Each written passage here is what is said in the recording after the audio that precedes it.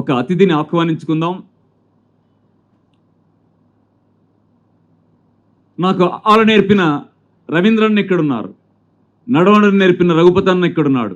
ఆనాటి తరానికి చెందినటువంటి ఆ 70 నుంచి 80 కాలపు భావజాలపు సామాజిక అభివృద్ధి కోరుకున్నటువంటి వెల్లువలో పరిచయమైనటువంటి ప్రజల్ని ప్రేమించే మంచి హృదయం కలిగినటువంటి ఒక సిస్టర్ జమున గారు.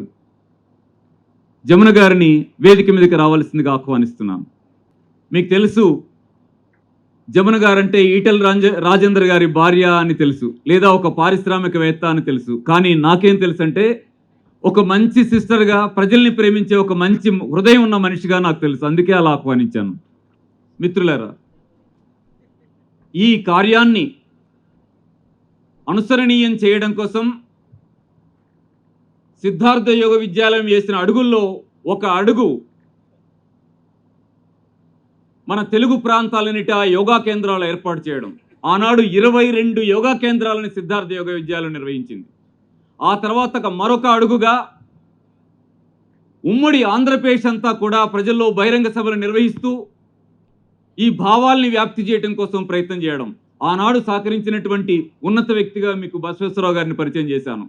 ఆ క్రమంలో 7 సంవత్సరాల ప్రయాణంలో చివరికి తెలంగాణ దాటి, ఆంధ్ర ప్రాంతం దాటి, రాయలసీమ ప్రాంతం దాటి కర్ణాటకలో కూడా అడుగు పెట్టడం అనేది ఆనాడు మాకు సాధ్యమైంది.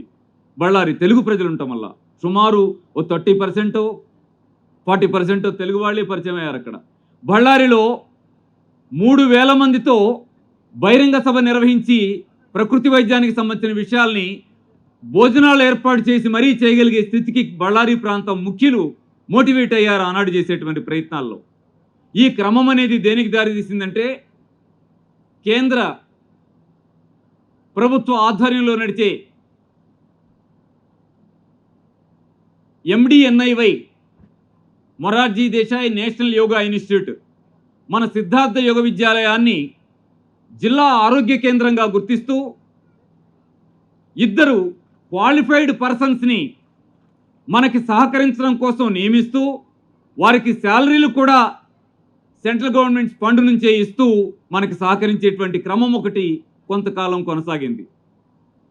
ఆ తదుపరి మనం నిర్వహిస్తున్నటువంటి ఇన్పేషెంట్ అంటే నేచర్ క్యూర్ హాస్పిటల్ సిస్టమ్ ఒకటి ఏర్పాటు చేసి, రండి మా ఆశ్రమానికి, ఇక్కడ నుండి జబ్బులు బాగు చేసుకోండి అని చేస్తున్న ప్రయత్నం అతిపెద్ద పాఠాన్ని నేర్పింది. ఏమనంటే, ఒక నెల ఉండిపోయి తగ్గిందండి ఇంటికెళ్ళి కొంతకాలం తర్వాత మళ్ళీ వచ్చి 1 నెల మీ ఇంట్లో ఉండమంటారా, మీ ఆశ్రమంలో ఉండమంటారా అని ప్రశ్న ఎదురైనప్పుడు ఎంత కష్టంగా అనిపించిందంటే, ఇది కాదు కదా ఆరోగ్య సమాజాన్ని నిర్మించేది. మేము ఇచ్చిన పుదీనా, కొత్తిమీర, తులసి జ్యూస్ వాళ్ళ ఇంట్లో తయారు చేసిన వాళ్ళు కదా తాగాల్సింది, వాళ్ళు తాగిన రోజున వాళ్ళ పిల్లలకి ఇస్తే అది కదా బాగు చేసేది అనే వైపుగా సామాజిక ఉద్యమంగా దీన్ని మలచడానికి ఊపునిచ్చింది. ఆ క్రమం ఎంతోమంది పెద్దల్ని ఆరోగ్య కార్యకర్తలుగా తీర్చిదిద్దింది. అనేక వేల మందిని, వందలాది మందిని జబ్బుల నుంచి దూరం చేసేటువంటి ఆరోగ్య ఉద్యమంగా ఇది రూపొందింది. ఇవాల్టి అడుగుగా మరొక అడుగుని సిద్ధార్థ యోగ విద్యాలయం వేయబోతూ ఉంది. అది 30 రోజుల ఆన్లైన్ ట్రైనింగ్ కోర్స్ కాకుండా రెసిడెన్షియల్ ట్రైనింగ్ ఇస్తే బాగుంటుంది అనే పనికి మన కోర్ టీం రూపకల్పన చేసింది. అందుకోసం మన మిత్రులు అప్పారావు గారి సహకారంతో, అలాగే మరికొందరు పెద్దల సహకారంతో ఇవాళ ట్రైనింగ్ ఇవ్వడానికి కావాల్సిన సెంటర్ని కూడా మనం పునాదులేసాం. దాన్ని 3 స్టైర్స్ లేపుకోగలిగాం. పూర్తి చేయలేదేంటి అనకండి, పూర్తయిన రోజు ఖచ్చితంగా అది పూర్తవుతుంది. ఇవాళ ఒక అడుగు కాదు, 3 స్లాపులు వేసి ఒక 50 రూములు ఏర్పాటు చేయడానికి వీలైన స్థితిని మనం తెచ్చుకున్నామంటేనే ఇక్కడ కూర్చోబెట్టి ట్రైనింగ్ ఇచ్చి వెళ్ళండి మీ జిల్లాలో మీరు ఎందుకు ఆరోగ్య కార్యకర్తలుగా మారరో అంటానికి వీలైన స్టెప్ని మనం మొదలెట్టేశాం. ముగిసే రోజున ముగుస్తుంది. ఆ కార్యక్రమం కూడా స్టార్ట్ కావాలని కోరుకుందాం. అలాగే మరొకటి,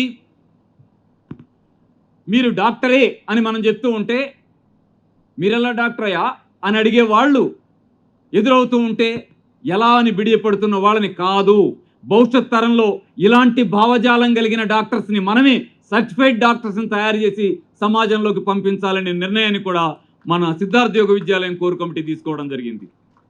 దీనికి ఆంధ్రప్రదేశ్, తెలంగాణ, కర్ణాటక, ప్రధానంగా కర్ణాటక, తమిళనాడు, అలాగే సుదూర ప్రాంతాల్లో స్థిరపడినటువంటి మన తెలుగు మిత్రులు అమెరికాలోనో కెనడాలోనో సుదూర ప్రాంతాల్లో స్థిరపడినటువంటి మన తెలుగు మిత్రులు ముందుకెళదాం అనేటువంటి ఆలోచనకి బలాన్ని ఇస్తూ ముందుకొస్తూ ఉన్నారు. దాని నుంచి ఏం చేయాలనుకుంటున్నామంటే సిద్ధార్థ యోగ విద్యాలయం ఆధ్వర్యంలో ప్రకృతి ఆరోగ్య విశ్వవిద్యాలయాన్ని స్థాపించాలి అనే నిర్ణయాన్ని తీసుకోవడాన్ని మీ అందరి ముందు నేను సగర్వంగా అనౌన్స్ చేస్తున్నాను. ఆ కళ కాసారం కావాలని, ఆ కాసారం ఏమయ్యేసరికి నేను ఉంటానా? ఉండొచ్చు, ఉండకపోవచ్చు. ఎందుకంటే ఒకనాడు శేషయ్య గారితో మాట్లాడిన రోజు అన్నాడు, రామచంద్ర నువ్వు వైనాయిశ్రావు కలిస్తే ఖచ్చితంగా నేను పోయిన తర్వాత కూడా నిలబడుతుంది అని. కానీ నిలబెట్టగలిగామా? ఒక్క అడుగు వేయగలిగాం, ఒక్క అడుగు మాత్రమే వేయగలిగాం. ఇవాళ నేను మీ ముందు చాలా పెద్ద ప్రతిపాదనని తీసుకొచ్చి పెట్టాను, మామూలుది కాదు అది. మనమే ఈ స్వభావంతో కలిగినటువంటి ఆరోగ్య చైతన్యం కలిగిన డాక్టర్లను తయారు చేసి పంపాలి. ఎదురుగా వస్తే ఏంటమ్మా చెక్ చేయించుకొని రాపో, ఏంటమ్మా ల్యాబొరేటరీకి రా, ఏంటమ్మా లేదా ఆపరేషన్ థియేటర్కి రా, కాదు అమ్మద్దా ఏంటమ్మా నీ ప్రాబ్లం, ఏం తింటున్నావు, ఏం తాగుతున్నావు, నువ్వేం చేసుకోవాలంటే అని మాట్లాడగలిగే ప్రజల పట్ల ప్రేమ ఉన్న కార్యకర్తలుగా, డాక్టర్లు కాదు కార్యకర్తలుగా ప్రజల్ని ప్రేమించేటువంటి వైద్యం సేవ అంటారే, వైద్యో నారాయణో హరి అంటారే, దేవుణ్ణి చూస్తే చేతులెత్తి దండం పెట్టాలని అనిపిస్తుంది అంటారే. నేను ఒక చిన్న దేవుణ్ణి మీకు పరిచయం చేస్తాను ఇక్కడ. రాజుగారు ఒక్కసారి రండి.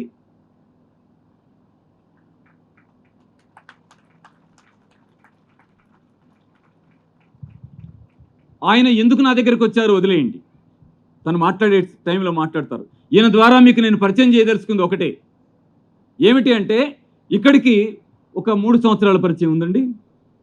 ఒక 3 సంవత్సరాల పరిచయం తర్వాత ఆయన ఒక వీడియో పంపారు. ఇందాకే వేయాల్సింది, సమయభావం వల్ల కొంచెం ఆగేస్తారేమో.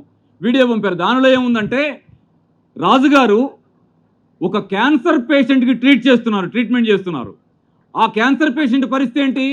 ఆయనకి ట్రీట్మెంట్ జరిగి అన్నీ జరిగిపోయి చివరికి మాట కూడా లేక 4th స్టేజ్ అని పడుకోబెట్టిన అతనికి, కాదు మా సిద్ధార్థ యోగ విద్యాలయం ఉంది, మా రామచంద్రుడు నాడు, నిజానికి ఆయన నేను చూడలేదు, మాట్లాడలేదు, గైడ్ చేయలేదు.